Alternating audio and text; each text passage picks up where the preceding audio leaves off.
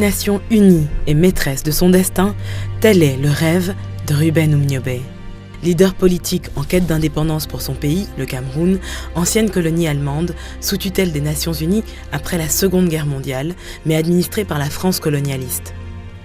D'origine bassa, Ruben Umniobé, surnommé Mpodo, est un militant nationaliste, un porte-parole qui rêve d'un Cameroun débarrassé de toute puissance étrangère pour s'épanouir dans le concert des nations.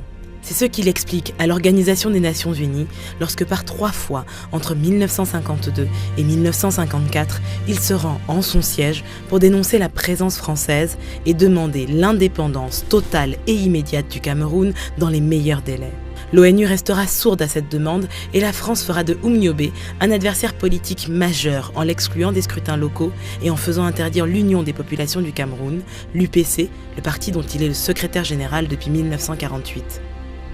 Loin d'étouffer le mouvement, le gouvernement camerounais local, mené par André-Marie Mbida, pousse les UPCistes au maquis et qualifie leurs actions de terroristes. La traque contre Ruben Umniobé et les militants de l'UPC aboutira à son assassinat le 13 septembre 1958. 15 mai 1957. Le Cameroun est en liesse, un rêve national est en passe de se réaliser car un Camerounais est enfin à la tête du pays. André-Marie Mbida, homme de loi voué à la cause des travailleurs et paysans du Cameroun, futur fondateur du PDC, le Parti des démocrates chrétiens, qui deviendra ensuite le Parti des démocrates camerounais, est désigné Premier ministre et chef du gouvernement après sa victoire aux élections pour l'Assemblée territoriale du Cameroun. En somme, il revendique un acheminement progressif du Cameroun vers son autonomie, et plus tard vers son indépendance. Alors qu'il met en place l'autonomie interne du pays, André-Marie Mbida se rend à Paris en septembre 1957 et y présente le Cameroun comme un État pilote en Afrique qui laisse toute latitude à la tutelle française en attendant l'indépendance complète et une place à l'ONU. Mais c'est dans un climat social agité que le 16 février 1958, Jean Ramadier, haut-commissaire de la République à Yaoundé, resserre l'étau sur André-Marie Mbida et le démet de ses fonctions. Le rêve incarné par Mbida s'effondre officiellement. Le 18 février 1958, c'est Amadou Ahidjo qui prend la tête de l'État à la suite d'André-Marie Mbida.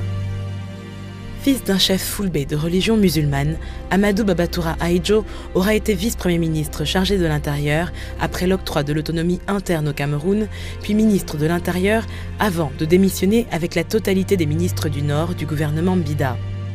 Devenu chef du gouvernement camerounais, Ahidjo poursuivra avec l'aide de la France la politique de répression envers Ruben Umniobé et les partisans de l'Union des populations du Cameroun forcés à la clandestinité.